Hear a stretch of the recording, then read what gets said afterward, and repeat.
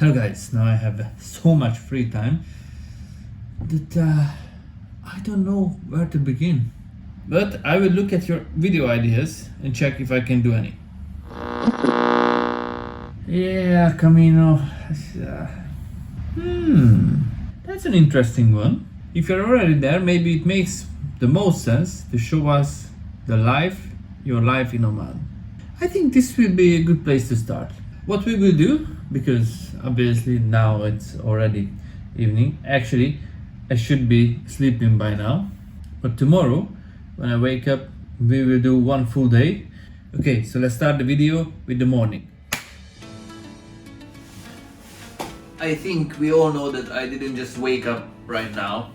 So let's keep this, but I can still show you my morning transformation into my Arabic self or Omani self.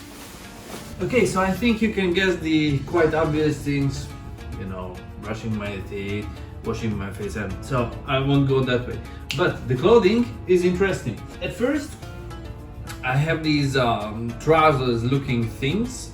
I think you can almost see through, so it's light material, white trousers, which should cover all of your legs. So I will put this on first, and as you can see, it's pretty much see-through. So this is my real underwear. It's not too special. This is like a t-shirt, but it needs to be really tight because it cannot be saggy under the dishdasha. So I will quickly put this on, and please don't laugh because I need to lose some weight. Okay, so t-shirt goes on, and this is all what under the dishdasha, and as you can see, it's quite see-through. So this is the reason why we have the final layer of the dishdasha itself. What's the dishdasha? So this was my pre-made one. I bought it in the souk for tourists. I will show you the difference. It's quite a big difference. For me, first glance, I couldn't tell much of a difference. But when I was wearing this, no one took me seriously. So they were like, yeah, nice, good try. But no one was greeting me in Arabic. No one took me really seriously. And now I understand why. Previously, I didn't understand why. This is how I look like in this. And I will come closer. I don't know if you can see it, but this material is really, really cheap. And it's really thin, almost again see-through. And the bigger thing is that all the stitches. So what makes the dishdasha special is the stitching, and as you can see, it's quite a poor quality. You can see it here as well. So it just won't sell. And this, especially around the neck, this part needs to be really pretty, because otherwise it just states that it's a bad quality and you have a really bad taste in wearing dishdashas. Okay, now I will quickly change to my proper dishdasha, and I will tell the story and I will show its features. I hope you can see the difference. It was tailored by my exact size, almost 2 years ago, but it still fits because the Omani dishdasha, this garment, is quite roomy, which is good for me. It's a little bit tight on my neck, but I got used to it, and maybe it stretched a little bit. And if you take a look, these stitches, these are like proper stitches. That's not the one made for all the tourists. So, and as you can see, near the neck part, it's also nice. No fuss. So there are some like the good looking ones, which you might wear for special occasions.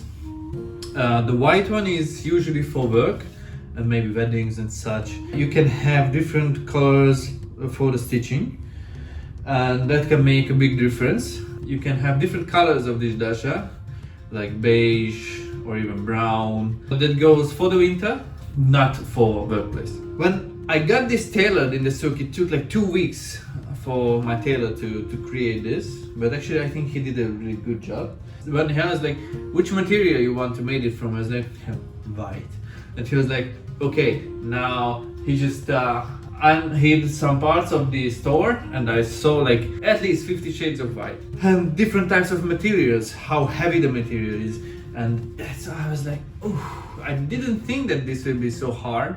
But actually I'm pretty happy about my choices. Right after I started to wear this, people started to greet me in Arabic, and obviously the conversation stopped right there because my Arabic is like non-existent at the moment. So one of the biggest features here, this hanging part, I knew the name but I already forgot. Anyway, this is what they I still feel it. This is what they usually dipped into fragrance, and they are still doing that. So it hides your own odors. So like if you smell a bit, you know, we are technically having plus 30 degrees almost all year round, and easily plus 40, plus 45 Celsius.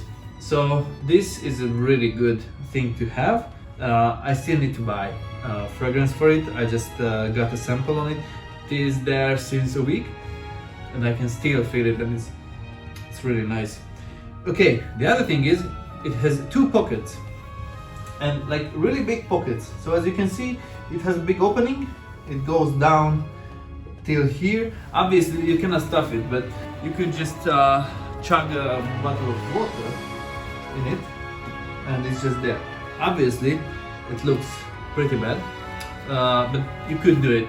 In the modern world, I can tell you that it easily fits keys, phone, and your wallet, and you're fine, they don't see it. So this is how I look like, and obviously men and women as well need to cover the head, and for covering the top of your head we have 2 solutions. One is the kuma, which has the marks of the Oman history on it, because this kuma is actually originated from Zanzibar, because you know, when the Oman Empire, starting from the end of the 17th century, it was so big that it ended with Zanzibar, and this hat came from Zanzibar. Apart from this, they are wearing these scarves, but you need to have your technique on how you put your scarf on, and I mean, it's a lot easier. I'm planning on having a different design, because you know, it's good to refresh your style sometimes. Oh, and one feature more. With the modern times, now it's really useful that it has this neck piece, because I can easily fit my badge here, and if I need to enter some doors, it's just there. Really useful. I think it's looking good. I really like to be in my dishwasher, and actually I feel it.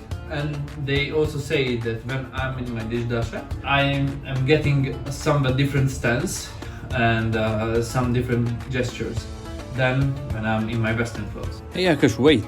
Before you finish this section, I think now is the perfect opportunity to discuss how the individual GCC countries are different in men's clothing, because this might be interesting for your viewers. Start with the easiest, seeing that prime example of Omani gentleman on the right. I think you have no doubt about which the Omani thobe is. The guys from Saudi are also easy to recognize with their signature red and white checked gotra. If they are having the official look, Qatari men are also not hard to recognize with their cobras on their head. If you see a shirt like collar, you can be almost sure that the person is from Bahrain.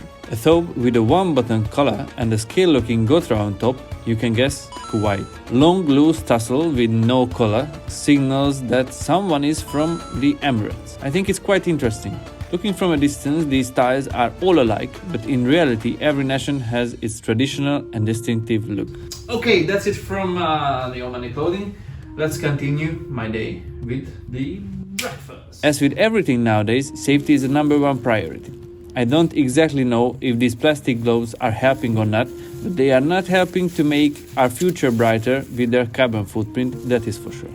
Luckily, we have a buffet-style breakfast here, so I can pick what I would like to eat. I love fruits and especially melons, so I take the chance when I can to eat it.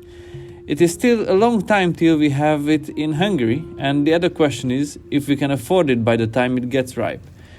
You will think that I will have a peaceful breakfast, but the school bus is coming, so I need to hurry up. Obviously, I can't show you much about my work, but it won't be too interesting anyhow. You can imagine it's something like this. We need to wear masks all the time, and there is actual masked police functioning within the building. But finally, it is after work. This is how I look like when I'm after work. Now let's head back to the hotel. Lately I'm pretty tired. I hope it's not the COVID itself. We'll see.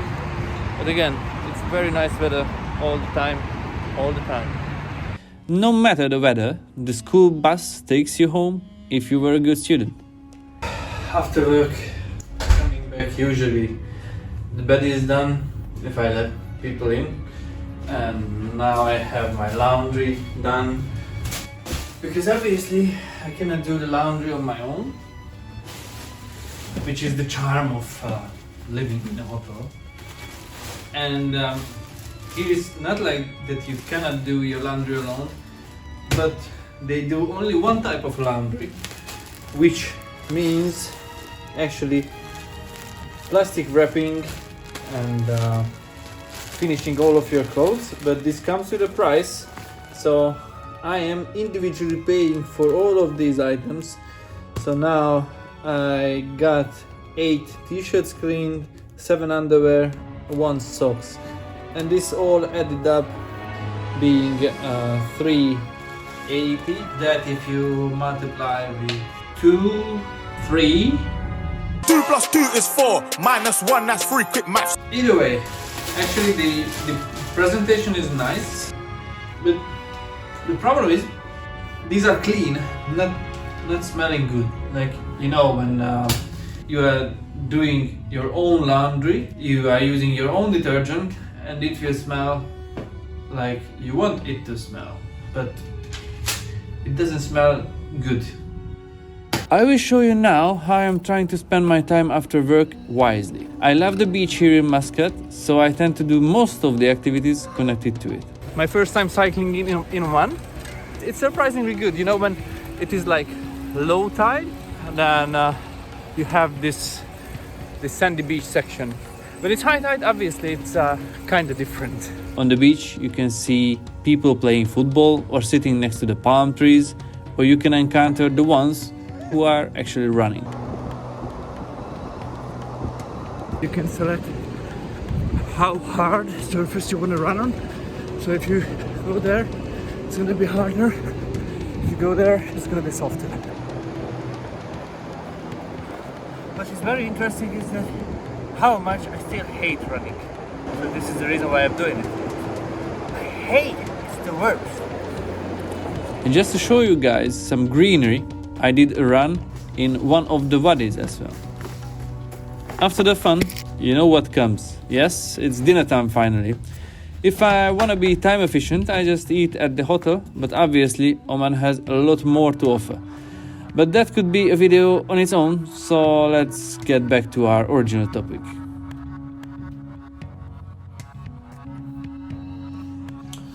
Oh yeah, this is what it feels like after work. We actually closed the circle, so we started at the night and we are finishing at the night. During the night I'm trying to make some videos, but lately I was too tired to do basically anything. Yesterday I just after dinner I just fell asleep like right away. It was 2 a.m. This is roughly what a normal day for me looks like here in Oman. Hope you enjoyed it. Hope you learned something, and as always, see you in the next one. Bye.